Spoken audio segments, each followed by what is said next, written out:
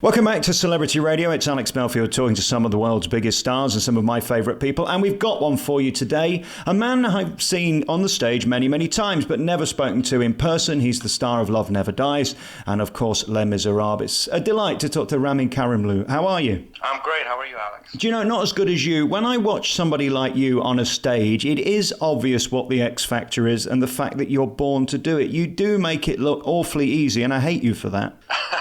Well, if it looks like that, great, but on the inside, you're dying trying, you know?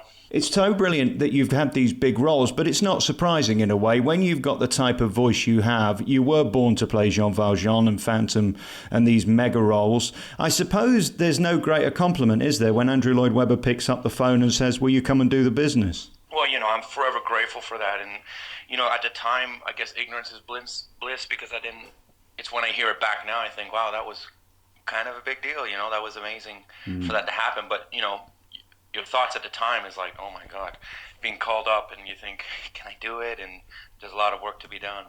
I'm grateful for that. I was at that 25th anniversary concert at the O2 with you and Alfie, and it was an extraordinary night. I guess there are moments as well that you'll never forget. No, especially that night. I remember I was just talking about it with a friend the other night about the 25th anniversary of Les Mis, and I remember he goes, you know, he's very complimentary of what I did that night. And I said, funny enough, when I went to do it, I didn't think anything other than just be there as a fan, like everyone else, to celebrate the show. This is not about me. This is not about the person next on stage. It's about all of us and celebrating the show. So I just had a ball.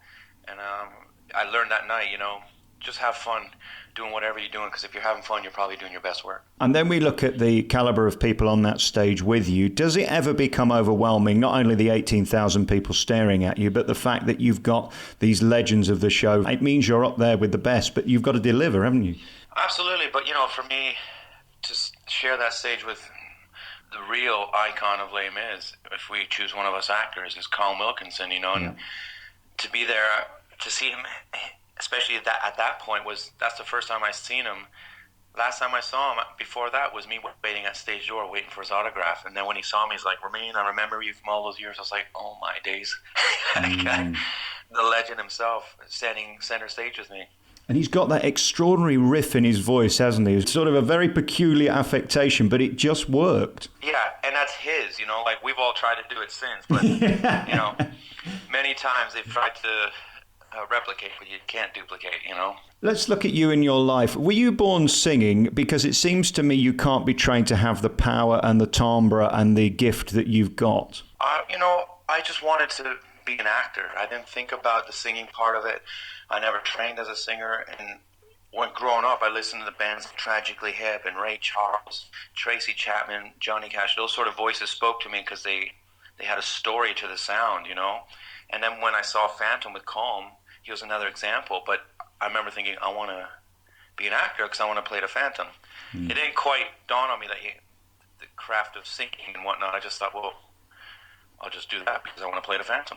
And now when I think about it, I try not to overthink anymore. And again, it's just enjoying what we do as an expression. It feels great, whether it's with a guitar, whether it's in a role. Just love doing it. It's an extraordinary trajectory as well when we look from Iran to Canada to Broadway to the West End. Are you here for good now, or I guess do you have to go where the work takes you? No, that's it. I'm February 7th. I moved back more permanently than before to New York to start the Broadway premiere of Anastasia, the musical. I finished Murder Ballad this week, then this tour in January, and then that's it. Like I'm half packed now for all the stuff I got to take. And that's not easy when you're taking your family with you. There is a pressure that if it all goes wrong, and let's face it, there are no guarantees in the West End or Broadway. We've seen amazing shows close. I suppose Love Never Dies being one of them. You can never be sure that they're going to be a hit, can you? No, and the worst part is they don't move with me. They stay here because of, I guess, what you just said. And this time, because when I went last time with Les Mis, I knew it was like a one-and-done thing. And see what happens after that. But this time my plan is to kind of like, you know, I've got good management out there. There is a lot of opportunity out there, a lot of shows and interests. So we'll see what happens. But I'm learning to not look too far ahead and enjoy now. Like this show I'm doing now has been unbelievable, and it's already over. This tour is going to be quick, so I want to enjoy the Anastasia and the team I'm about to work with. Just to backstep a second, I didn't get to see Murder Ballad. I did talk to Kerry Ellis before the show opened, and it sounded like it was going to be an extraordinary show. Has it been a success? Did you enjoy it? Yeah, like as especially as us four. Well, there's six of us in the show, and we're all like instant family, like never like I experienced before. So it's an experience I'm never going to forget, and I've made some great friends. It's been really just cool to do. I hope we get to resurrect it again at somewhere in the world, because it's a great show and audiences seem to have loved it. You know, it wasn't the easiest sell because it's an adult theme. So when you think of the kind of folks that come to theaters, a lot of families with different generations, well, you got to half that right away, because I know I didn't bring my kids to see this. Right. It's a curious time, isn't it? I noticed when we look back sort of 80s, 90s, there were the Michael Balls and Elaine Pages. Then it went quiet. There was a dip for a long while. And then there are suddenly these big stars. You, Kerry, John, Alfie. The list goes on. It's never been cooler to be a big star in musical theatre. You are the new rock stars. It's extraordinary. You know, TV has done a lot for that. A lot of these reality shows, which, you know, it's easy to look at, I think, the negative side of it, how people in the industry can look at it and kind of want to kibosh it. But at the same time, I remember when it first started happening, my view was look, you give one person one role and you shine a spotlight on them, that light's going to flood, and it's going to, you know, it gives a show a whole cast work, crew, creatives, and then people started to enjoy theater, and it went on, they come to see other shows. And the film, you know, the movies the musicals made into movies, all that benefited us. And I think, like you said, it put us on a different platform, and more people started to get to know us. So, you know, like you say, it's a good time to be in theater, and I think that's great. But what's curious about you, when we look at your previous album and this new tour, it's not all musical theatre. Really, that is your love, but it's not your first love. I mean, you mentioned some of the artists earlier that you really grew up loving, and that's what really the broadcast band is about, isn't it? It's bringing this different type of music to the audience that already love you. That, I guess, is important. Absolutely. And what I love about the whole broadcast thing, it happened through trial and error and organically. You know, when I first started recording as an artist, you know, we thought, okay, we got to be taken seriously, so we can't do theater and whatnot. We go down the original route and trying to write songs, and it just didn't click, and it didn't click inside me. But, you know, we all wanted to try, and we all wanted it to work. My best lesson was getting on the road and touring and trying things out. And then I love the movie Oh Brother Where Art Thou. When I heard that musically, I thought, that music, something happens to my spirit when I hear it, and I want to sing like that. I want to sing those songs. So then one night on tour, I applied to a song like Music of the Night or Bring 'Em Home, where I said, let's strip it all back and just do it with guitar, or Bring 'Em Home with fiddle, banjo, and guitar, but not lose the drama of why that song was written. And it was, the audience took to it. They heard one of their favorite songs for the first time again, because it was presented a different way. We really loved playing it. And I thought, I want the music to go this way, and I don't want to go away from music theater, because those are my hits, so to speak. You know, that's where I come from. So let's celebrate that, and then introduce stuff of my sort of musical personality as well along the way. The other thing about you, let's face it, is you found this huge fan base by the fact you're delicious. I'm a deeply unattractive man. How long do you spend in the gym every day to look like you? Well, it depends. Like, I enjoy doing it too. It's like a hobby. My friends, it's sort of like my social time as well. Even though it's quite intense when we get there, I don't mess around. But, you know, an hour and a half, depending on what I'm doing. But it all started because of the job. You know, I gained 20 pounds, hopefully most of it muscle, and I started bodybuilding for Valjean. And then I liked it. You know, having abs, I was like, I'll try and keep these for as long as I can now.